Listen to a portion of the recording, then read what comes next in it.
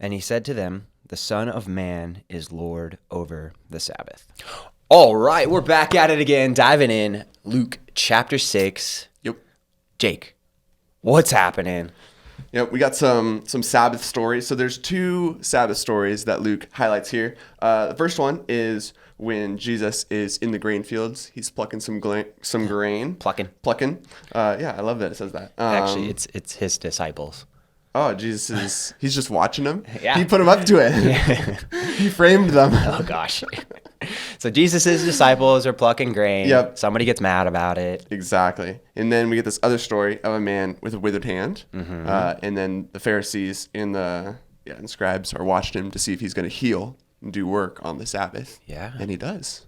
All right. So, important stuff to go over. We're going to get into the Sabbath. We're going to get into why they're grumpy about Jesus doing stuff on the Sabbath, because you're not supposed to work, blah, blah, blah. But first, we got to get to this title that Jesus lays out for himself. The Son of Man is Lord over the Sabbath. All right, so Jesus is once again making this declaration of being God, of being this connection point between humanity and God. This title that was brought about, I believe, in Daniel at first, part of the prophecy of, just this Savior that is going to come, this point where God and man are going to be made right again, and this God-man, being Jesus, the Son of Man, is Lord over the Sabbath. And this is a reason for the Pharisees and the scribes to start freaking out, because this shakes up everything for them. They're seeing Jesus not just healing and teaching, but they're seeing him make claim and grabbing, and like he is an authority right now. And his claim to be God is, and he just did it before where he was healing and forgiving sins. And it's like, only God can do that. And he's like, I know, because I am. So just this major authority move. And that's what's kind of been happening in the first 5 chapters. He's been laying out his authority and who he is, and he's about to kick into gear and start teaching and laying even more stuff down. Like, things are about to shift in a few minutes when we get to the rest of the section. But I want to spend some time talking about Sabbath. I want to spend some time talking about just this idea of, if he is Lord, if he is the one who was there when everything came to be, spoke the world into existence, like the very air you breathe, he created, and now we have this comfort, we have this powerful, awesome Savior. How does that affect how we live our lives? So, Jake, what is the Sabbath? Yeah, so the Sabbath is intentionally taking a day to kind of stop from working, from worrying about things in this world, and taking time to just stop, to rest in God and who he is, who he says you are. Just taking time to almost like recharge that battery. Yeah. Like throughout the week, you get drained, you're doing stuff, and so taking time to stop, to rest in Jesus, and to kind of recharge. When do we see the first Sabbath? All the way back, beginning of the Bible. Beginning of the Bible. God creates the world and then takes the Sabbath. Yeah, 6 days, part of creation. 7th day, Yep. He doesn't take a nap necessarily. I don't know what he specifically did, but he does step back and look at his creation and everything that he has made. And this is a big part of us in a culture that is hustle and go and fast pace, and everything is get the next thing done and all of this. Like, I think we need to set a tone, especially students need to set a tone in their life of resting and enjoying life in Jesus, enjoying the work that they've done, and even like reflecting back on the work that they've done. I don't think we do that nearly enough. That's a good point. Like taking time to enjoy what you've done in the week. Like to be like, oh, I did this. Yeah. This is mission accomplished. Good job. Pat yourself on the back. Yeah. Delighting. We use the word to delight in the things that we've done, and also to reflect and just like put a big focus in our lives on who Jesus says we are. Yeah, because it's not just a day to like take a nap. Like, oh, I slept Yeah. 20 hours Yeah. on my Sabbath. Mm-hmm. Like, you're right. It's a day to reflect on Jesus and to fill ourselves up with him, to spend time even.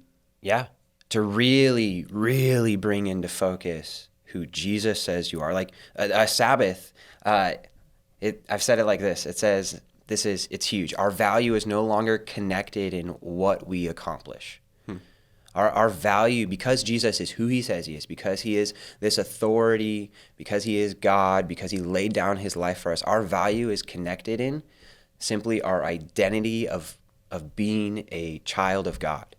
It's not connected in, how many Bible verses we read that week. It's not connected in how many times we prayed. It's not connected in the work we accomplished or our gifts, our talents, like how good or how poorly we did on our sports team.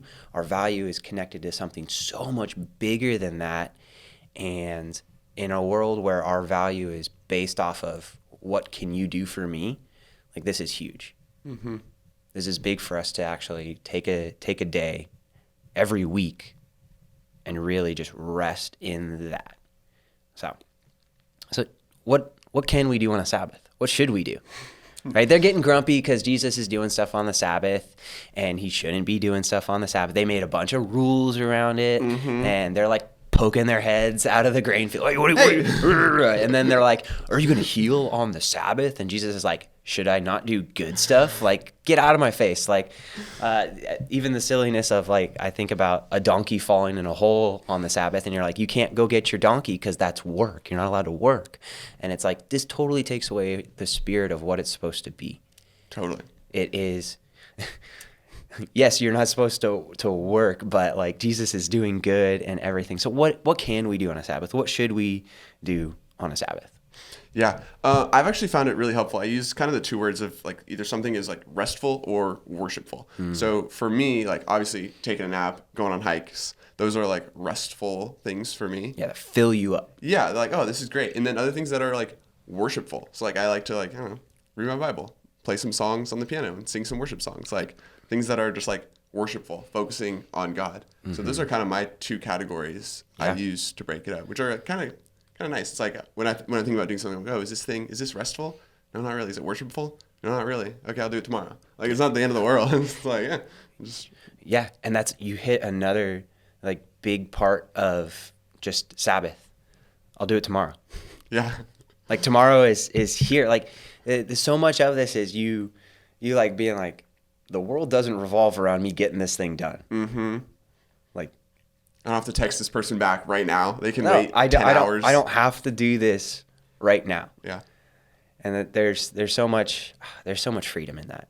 Like, even for a Sabbath of just, like, I'm thinking, like, unplugging from all the things that, everything that's feeding into me, social media, like everything, all the voices, all of that. But also like unplugging the thing that's like taking and draining from me, all the work and everything else. And then simply like plugging into Jesus, allowing him being the one to feed my mind, my soul, and all these other things. And then enjoying the things that God has given us. Yeah. Enjoying a good meal, enjoying a nice nap, enjoying creation, and kind of really like taking that time to like hyper focus. We do these things in little bits throughout the week, but hyper focus it on one day. So that would be a killer Sabbath. Totally. Do it. Be like Chick-fil-A. Take that Sunday off. Yeah. Absolutely. Yeah. All right. So big takeaway from this section. Yeah. I love that idea of Jesus asking the people like, okay, is it lawful to do good or to do harm? I just think like when we start practicing Sabbath, I know I had the temptation to say like when my mom would ask me to do favors for her, like, hey, do you mind like going and running this errand? Be like, no, sorry, Mom, I'm taking my Sabbath. I can't help you out. Leave me alone. Let me take my nap. My day for Jesus. Yeah, are you more important than Jesus? Oh gosh. Yikes. But no, I actually like this idea of that it's okay to maybe do some work to help other people. And I even found like for some reason, like helping my mom with random errands and even doing stuff around the house is restful. There's something about like unloading the dishwasher that's like I can just kind of like zone out and just like put stuff away, and then I get to like, I helped my mom. So just that, like, it's not about your Sabbath isn't about you Yeah, all the time. Like, that's good. yeah, it also affects other people that are around you. Nice. Yeah, I was really focusing on kind of the bigness of Jesus and how that brings peace and rest. And I could take comfort in he's taken care of me. He's taken care of my sins. He's the one that's in control. I'm not. I have an illusion that I'm in control of a lot of things. I am not Lord. He is Lord. So this section really points to that, and it's very comforting just to rest in that. Rest in Jesus' authority and power, and that I'm not in charge. And I'm really glad that I'm not, because, yeah. No. Yep. All right. What do you got? Silly question time. Silly question. Yeah. So we see that Jesus is able to know the thoughts, know the minds of other people. So would you rather be able to read other people's minds or like place stuff in their minds? Place things in it. So like be kind of like a little mind control situation. Exactly. Or Like, whoa, you want to give Jake all your money? whoa, hey, back off. No, I think I'd rather be able to read people's minds, to fully like kind of understand like what they're thinking, what they're doing, because then I don't know, it feels way too manipulative to be able to place things in people's minds. I mean, whatever, man. Either way, I'm going to be corrupt about it because I'm a sinful man. I'll be able to, like, if I can read their mind, I'm going to mess with them. Oh, dude. But being able to place thoughts, that feels like a step way too far. But being able to read your mind and, like, know what you're thinking, yeah, it would be funny. I just mess with people. Dude, I'd goof with people. You imagine like so how much hard. you could prank people? Yeah, like that would be the best part about it. Oh, that'd be so funny. So, dude. Right on. All right. Been a good time. Next week, disciples get called. Jesus teaches a message. Let's get after it. See ya. See ya.